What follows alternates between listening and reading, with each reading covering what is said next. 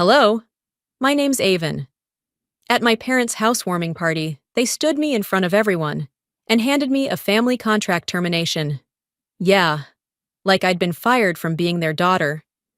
They said it was time to move forward as a family, without me. But that wasn't the worst part. They'd already sold the house I helped renovate, transferred guardianship of my niece behind my back, erased me from legal documents. And then they rewrote the story online, called me unstable, said I wasn't even their real child. So I started writing my own story. Want to know how far they went to erase me and what I did about it? It was the kind of Saturday that made Eugene look like a postcard. Crisp sunlight cut across the trimmed lawns, kids zipped past on bikes, and my parents' new beige house gleamed like it had something to prove. Everyone was already gathered out back, beer coolers on the deck, folding chairs half sinking into the grass, a Bluetooth speaker fighting with the sound of laughter.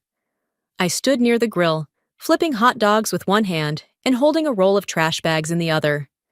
I hadn't planned to stay long. I told myself I'd show up, smile just enough, and leave before the usual dynamic swallowed me whole. Then my mother clinked a glass with her fork. The crowd shifted. Someone turned down the music. She stood beside my father, who nodded like they were about to deliver something life-changing. I felt a sliver of tension rise in my chest. Not because I expected anything good, but because I knew the kind of silence that came before a blow. She unfolded a piece of paper. Clean white. Printer perfect. "Thank you all for coming to our housewarming," she began. "Before we toast, we want to share something important with you." I stepped forward slightly, trying to catch her eye. She didn't look at me. "This," she held up the paper, "is a formal notice, a realignment of roles, so to speak. From this day forward, Avon is no longer considered part of the family's support structure.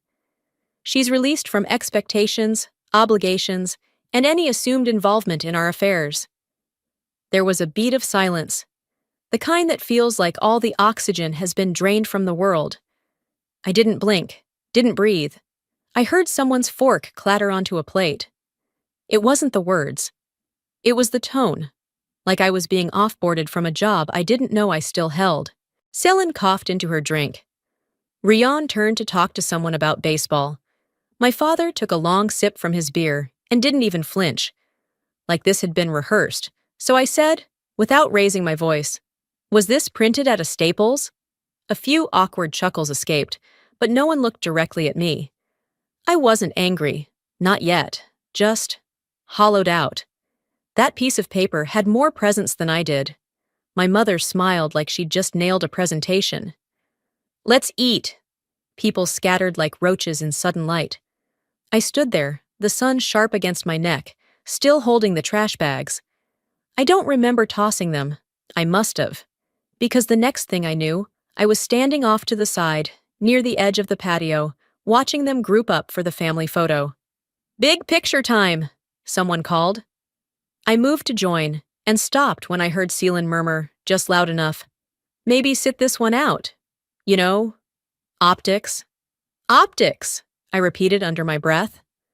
I stepped back.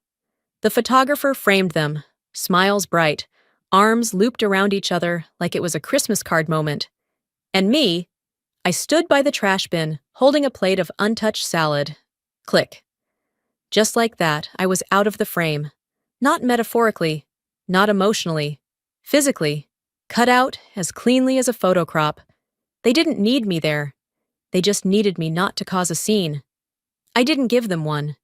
Instead, I watched the sunlight bounce off the new windows, the ones I'd helped install back in March before the move. I thought about the weekends I'd spent here, repairing drywall, hauling gravel, holding up their dream while mine collected dust. I thought about all the times they'd said thank you without ever saying, "You matter." And then I thought, maybe that paper wasn't the insult I thought it was. Maybe it was freedom disguised as rejection. As the camera clicked without me, I finally realized, this wasn't just a bad moment. It was the last straw. I didn't stay long after the photo. I slipped out the side gate while they were still posing with forced smiles and wine glasses, the clatter of polite laughter echoing behind me. The walk to my car felt longer than it should have. Maybe because I wasn't walking away from a party.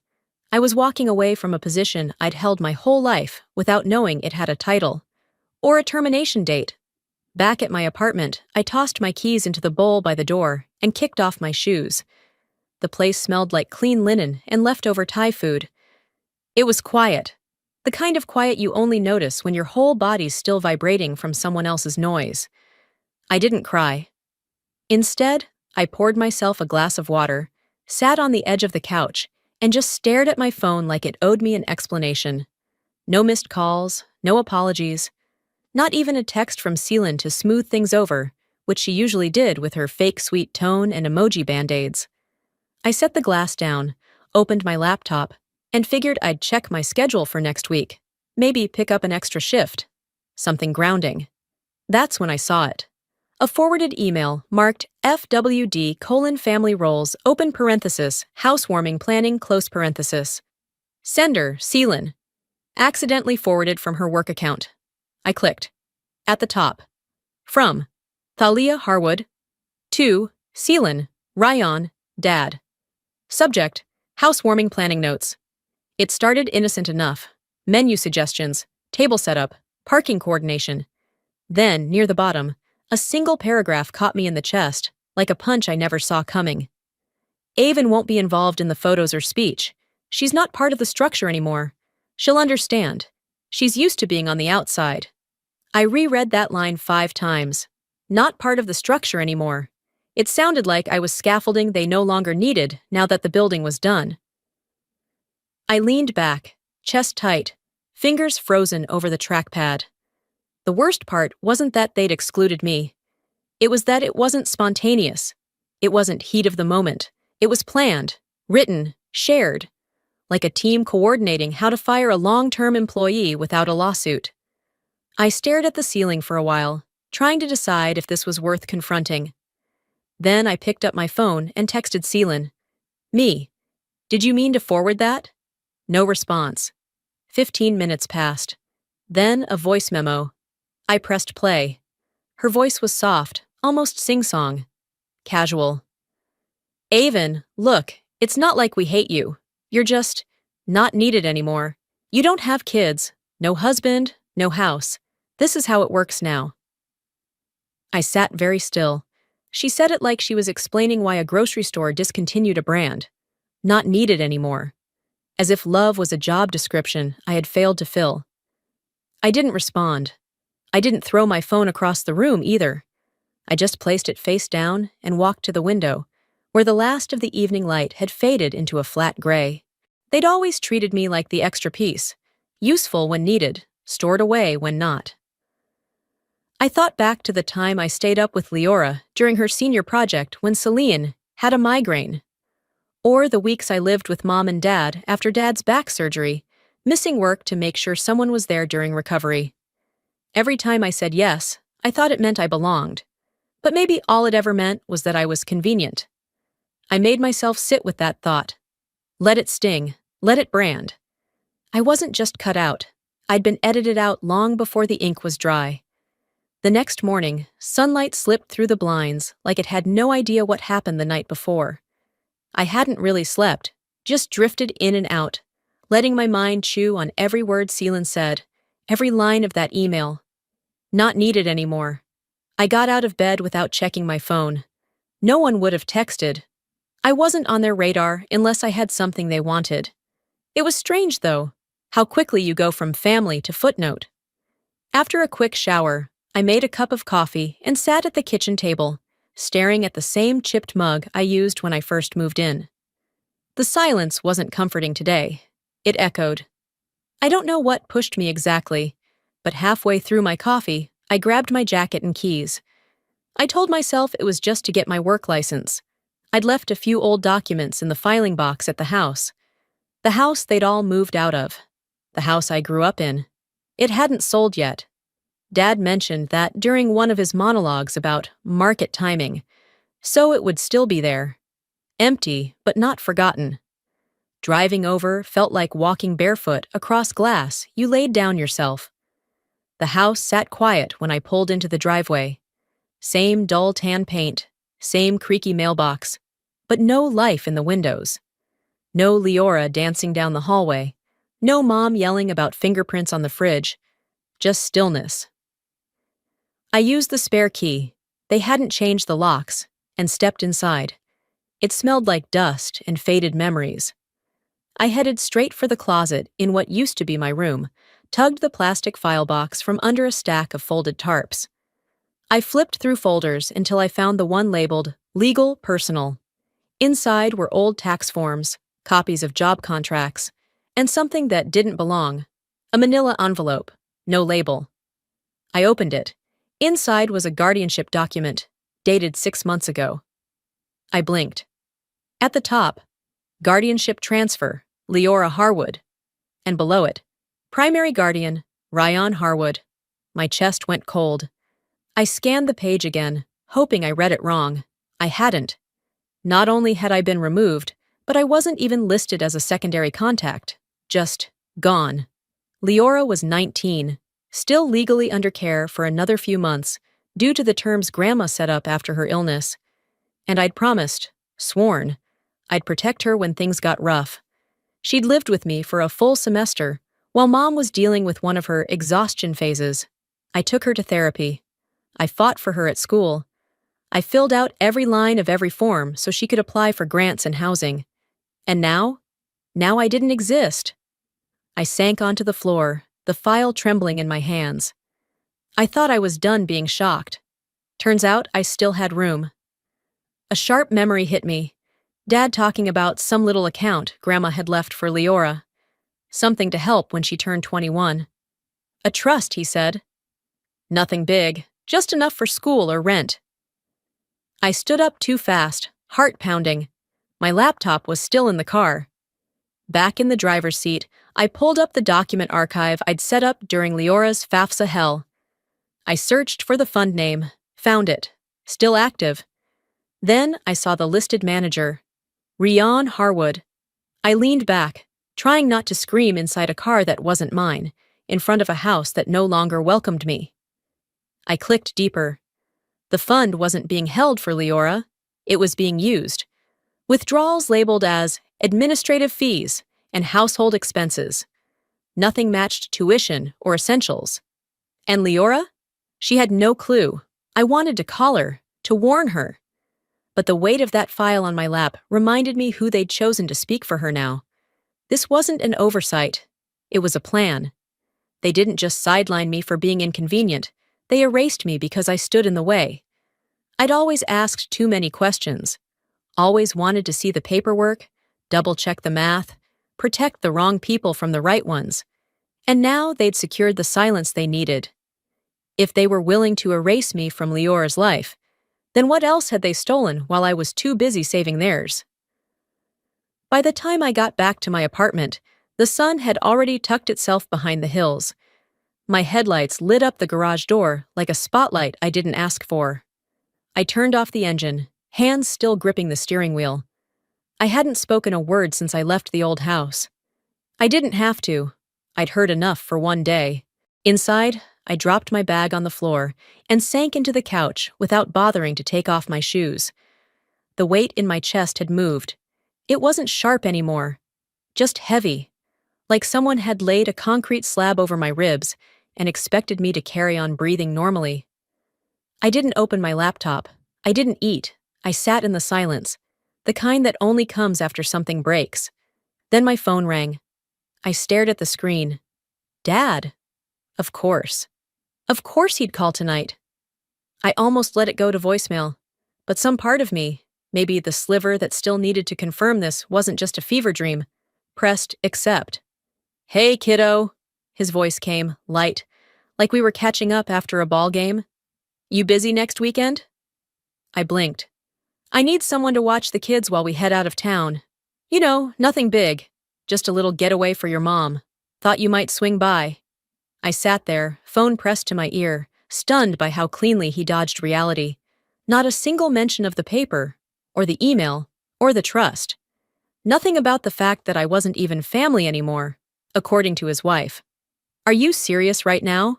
I said quietly. He chuckled. Well, yeah, you've always been good with the little ones. Figured this was no different. It was like talking to a fog bank. Words went in, but nothing solid ever came out. I didn't yell. I didn't lecture. I just waited for him to stop talking, then said, "I don't work here anymore." The silence on his end lasted just long enough to sting.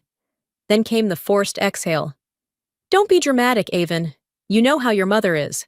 Just do what you always do. Show up and hold it together." I ended the call. Just like that. A clean break.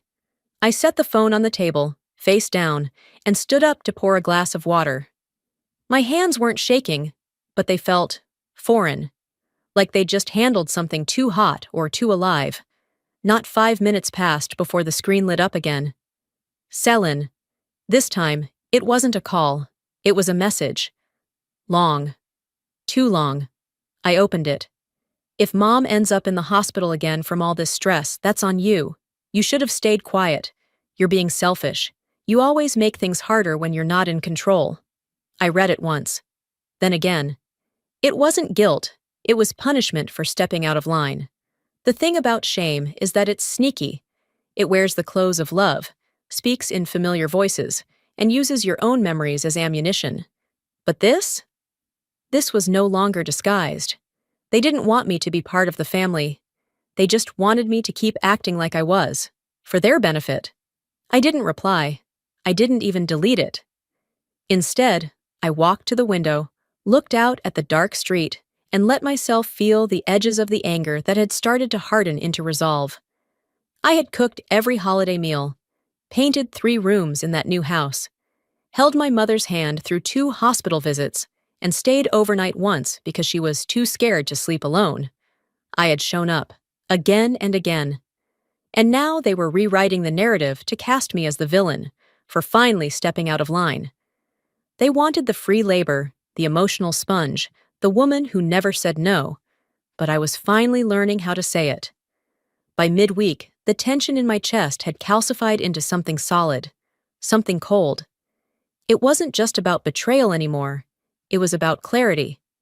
If I wanted any chance at peace, I needed to get rid of the last thing tying me to their mess. My tools were still at the old house. I had agreed weeks ago, before the contract, before the erasure, to help clear it out. One last favor, Mom had called it. I thought it would be a group effort, sorting memories, saying goodbye. But as I pulled into the empty driveway that Wednesday afternoon, it was obvious I'd be doing this alone. The curtains were gone. So were most of the light fixtures. The air inside was musty, stale in the way that only a lived-in space can get after the people leave, but the tension lingers. I found the cleaning supplies stashed in the hall closet, took a deep breath, and got to work. Room by room, I packed old books into boxes, swept dust from the corners, and wiped fingerprints off walls I'd painted myself. The fridge buzzed louder than usual, like even it was confused about the silence. 2 hours in, sweat running down my back, my phone buzzed. A text from Mom. "We knew you'd want to do it your way. Thank you." I stared at the screen, then placed the phone face down on the counter. That wasn't gratitude. That was strategy. They'd planned to let me believe I was choosing this, to give me a chore wrapped in autonomy. But I wasn't blind anymore. They didn't come because they never intended to. I finished the kitchen, then headed to the garage to grab the last of my things. My old toolbox sat where I left it, covered in dust, wedged between a broken lamp and a paint-streaked tarp. As I lifted it, something slid from behind. A thin manila folder, slightly bent. No label, just wedged tight beneath the edge of the workbench. I opened it without thinking. Inside was a real estate agreement, date stamped 2 weeks before they asked me to help clear the house.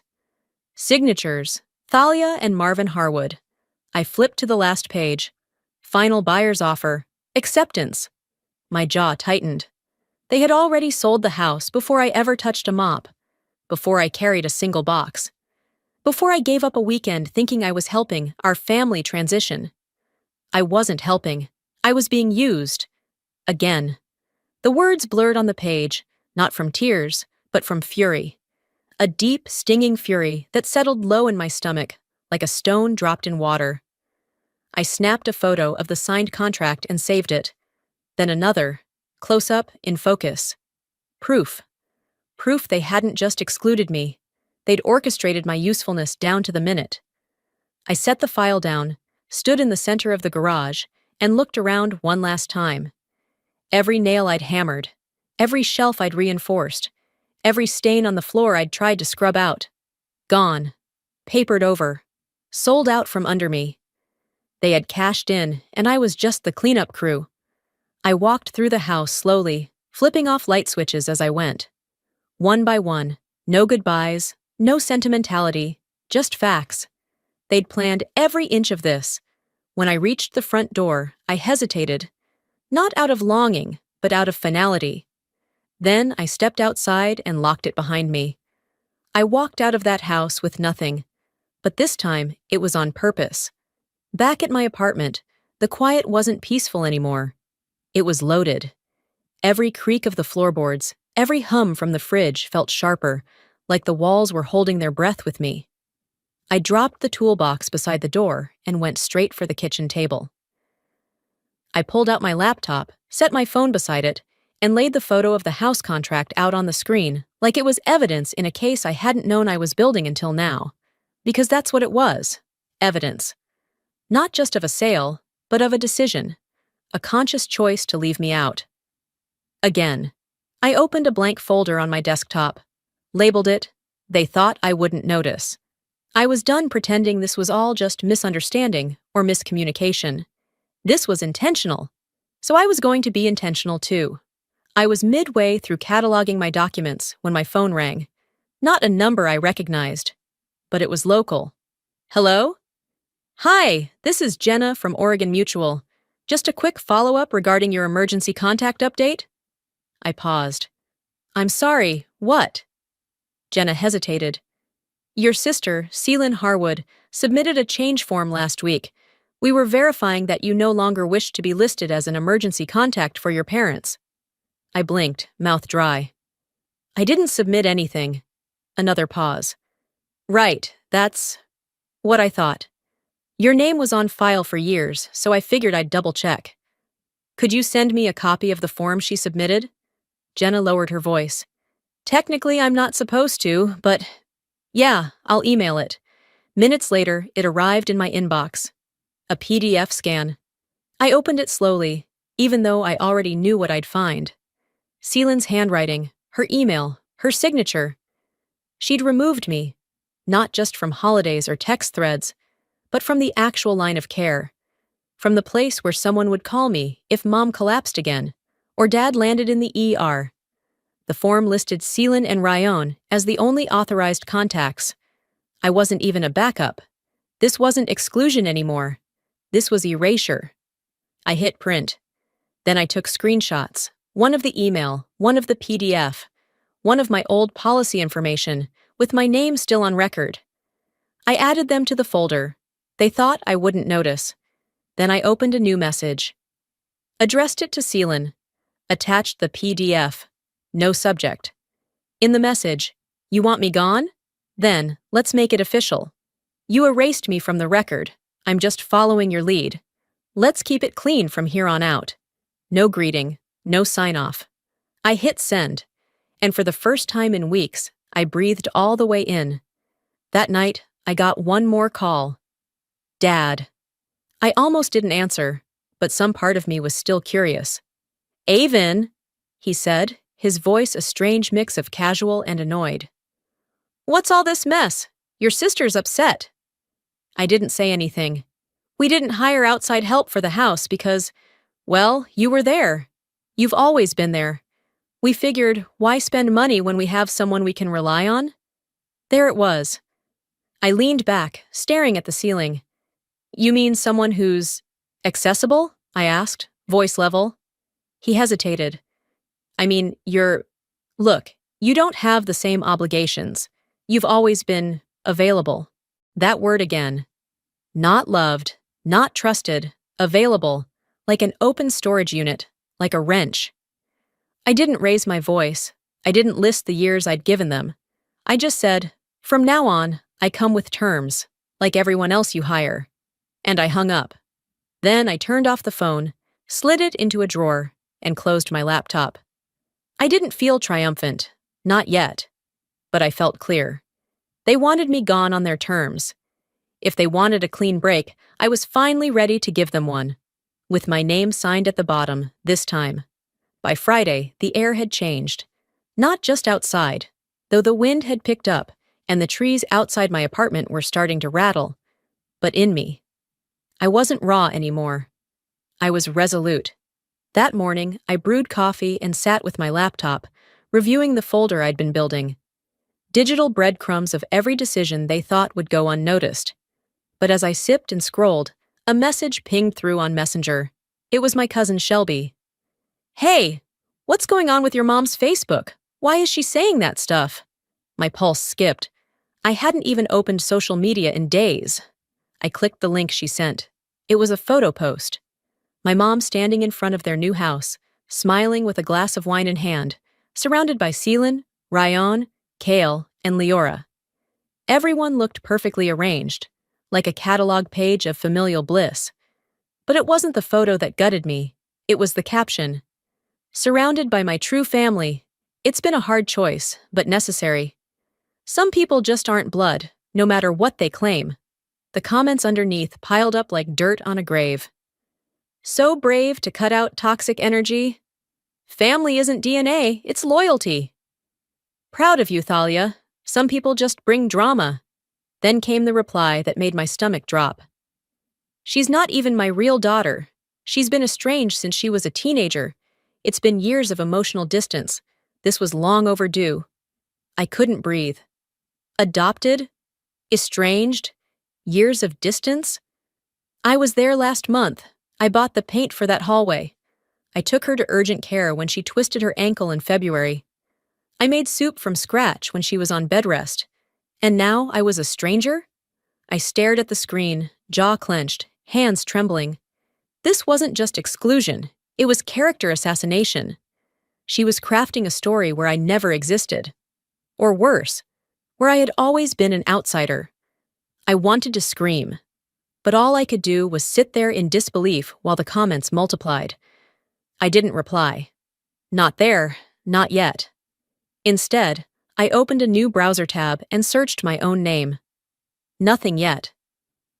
But I knew how fast things could spread. It was a strategic play, make me look unhinged, disconnected, unreliable, so that if I ever spoke up, no one would listen. Later that afternoon, my Aunt Jolene texted me. "Hey, I got your mom's holiday card. Thought maybe you'd moved?" Attached was a photo of the card. The Harris family, Thalia, Marvin, Celine, Rion, Kale, and Leora. 6 names, 6 smiling faces. No avenue.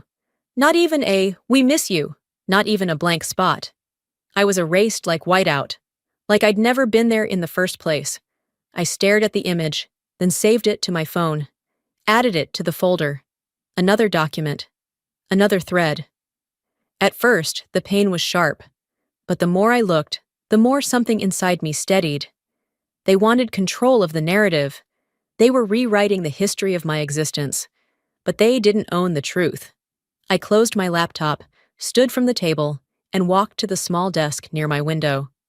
I pulled out an old journal, the one I used to write in during my night shifts back in construction, when I'd jot down material costs and deadlines alongside half-formed poems and rants I'd never say out loud. I flipped to a blank page and started writing. Not a post, not a letter, but my version. Who I was. What I did. What I gave. The truth. It wasn't for them. It was for me, and for anyone who'd ever been told they didn't belong in a story they helped build. If they wanted me erased from their story, I was finally ready to publish my own.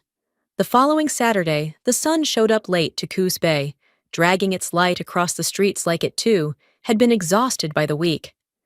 I'd been staying busy, maybe even a little too busy.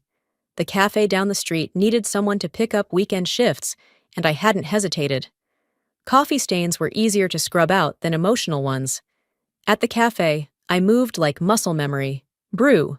Serve, smile, repeat. Brinley, the owner, had a laugh that cracked through the quiet like fireworks. She didn't ask questions when I volunteered for the early shift. She just handed me the apron and winked. "This one's yours now," she said, patting the register. "No ghosts hiding behind that screen." I liked that. I liked her. On my break, I checked my phone out of habit. A new message blinked across the screen. From Leora. "Hawaii trips canceled." That was all she wrote. No emoji, no explanation. A minute later, another message followed.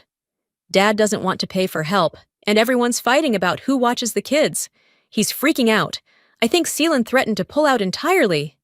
I just stared at the screen, sipping my lukewarm coffee with the edge of a smile. There it was. Proof. They didn't miss me. They malfunctioned without me. Every chore, every schedule, every last-minute favor I'd pulled off without complaint. It had been invisible when I was doing it. But remove me, and the whole machine sputtered. I felt something strange rise up inside me. Not triumph, not revenge. Something more like bittersweet relief. The kind you feel when you see a broken fence that used to look perfect until you stopped being the one nailing it back together. That night, while folding laundry in my studio apartment, Leora sent me a third message. A photo. At first, I didn't recognize it. Then I did. The housewarming picture. The one I'd been told not to join. She was in the front row, awkward smile in place, hands folded in her lap. The rest of the family, posed, glossy, perfect. And me? I was in the far background, blurry and bent, carrying a trash bag toward the bin. Almost a ghost in motion, unfocused, half out of frame. But still there, still there. I saved the image. Then I printed it, black and white, and pinned it above my bed, right next to a new sticky note that simply read, "Proof. Not pain. Proof." Because erasure isn't just an act, it's a process. And I was no longer participating. Sunday morning, I showed up early to the community center for my photography class. Naran, the instructor, greeted me with a crooked smile and a Nikon hanging from his neck like a necklace. "Early bird," he said. "I brought questions," I replied. He raised an eyebrow, nodding toward the open window. "Best lights right now. You want to shoot or talk first?" "Both." I stayed late after class. Not because I needed the practice, but because it felt like the first place in a long time where no one asked me to shrink. Naren let me try his old Canon. "Every photo tells two stories," he said. "One you meant to capture, and one you didn't realize you were revealing." I thought about that all night. Back at home, I opened my journal again. Wrote, "They blurred me out of the picture. But now, I'm framing my own." 2 months later, the gallery smelled like old wood and fresh paint. The kind of mix that made you feel like something was beginning. Not loud or explosive, just real. I arrived early with Brinley, who helped me carry in the last framed print. Naran was already inside, adjusting a row of spotlight track lights with a folded bandana tucked in his back pocket, like a painter who forgot what century he was in. "Still time to run," he said with a grin. "I walked in," I replied. "I'm not running out." The space wasn't huge, just a converted storefront between a tailor's shop and a used bookstore. But it had character. Brick walls, uneven floors, windows that caught the late afternoon sun just right. One corner had a white painted panel labeled "Local Voices," and beneath it, the centerpiece of my exhibit. A blurry photo from the housewarming, taken from behind the crowd. You could barely see my face, half-turned, mid-step, in the background. I'd titled it, "Out of Frame." Below the title, a caption. "Sometimes being cut out is how we learn where the edge is." People filtered in. Not a big crowd, but not empty either. Cafe regulars. One of my old site managers. A woman I'd met at the co-op who ran a soup kitchen on Thursdays. Naran's sister. Brinley's roommate. Faces that didn't expect me to explain myself. And then, near the back, someone slipped in quietly. I almost missed her. Leora. She didn't make a scene, just found a seat in the back corner and gave me a small wave, the kind you give when you're not sure you're allowed to do more. I walked over. She stood. "Hey," she said, eyes misty but steady. "You made it," I replied. "They think I'm with Kale." She shrugged, pulling a hoodie tighter around her. "I parked 3 blocks away." I smiled, soft and exhausted. "You didn't have to come." "I did," she said. "And they were wrong about you, all of them. I know that now." I didn't cry. I'd cried enough for 2 lifetimes. Instead, I pointed toward the photo. "That's me," I told her, blurred, forgotten, but still there. She stared at it. "You're not blurry to me." We didn't say anything else. We didn't have to. Back in Eugene, I'd heard through my cousin Marcus that things had begun to unravel. The post Thalia made about me not being her real daughter had sparked more than outrage. It sparked investigation. Apparently, one of my uncles confronted her at a family barbecue. Someone else called out Seelan during a church committee meeting. Ryan's role in the trust fund came under quiet scrutiny, and while nothing was pursued legally, the silence that followed was damning. No lawsuits, no arrests. But consequences? Oh, they came. Whispers traveled faster than truth ever could. Reputation is a fragile thing when it's built on fiction. Seelan stopped posting altogether. Marvin got disinvited from poker nights. Thalia's invites were left unopened. They still had each other.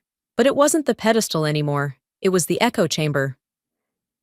That night, after the gallery closed, I sat alone in my apartment with a glass of water and an empty inbox. I wasn't waiting for apologies. I wasn't hoping for mended fences. I'd finally understood something I wished I'd known years earlier. Closure isn't something they give you.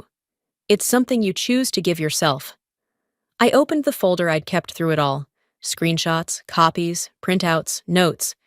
It had become something more than a shield. It was a record, not of revenge, but of reality. I didn't need to post it anywhere. The truth didn't need volume to exist. Before bed, I opened my journal one last time. Final entry. They said I was no longer part of the family. Fine, I built one that included me. Sometimes the biggest betrayal doesn't come with yelling or slammed doors. It comes quietly, dressed as duty, disguised as love. For anyone watching who's ever been the helper, the reliable one, the one who held everything together while quietly falling apart, I see you, I was you, and here's what I learned. You don't owe anyone your silence to keep their peace. Love without respect is just control in a softer voice. And family? Family isn't just who raised you or who shares your name. It's who shows up, who sees you, who keeps you in the frame.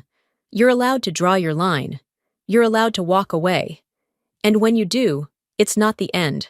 It's the beginning of your story. So let me ask you, have you ever felt like you were erased from a story you helped build? Or maybe you were the one always saying yes until it broke you. Drop a 1 in the comments if this story hit home, or tell me where you're watching from. I'd love to know which corners of the world are filled with people learning to reclaim their worth. And hey, if this video didn't land with you, that's okay too. Tell me why. I'm here to listen, not just to be heard. If this story touched something in you, subscribe to the channel so you don't miss the next one. We've got more real stories, more raw honesty, and more reminders that you're not alone in whatever you're walking through. Because sometimes, healing starts with hearing someone else say, "Me too." Take care of yourself. I'll see you in the next one.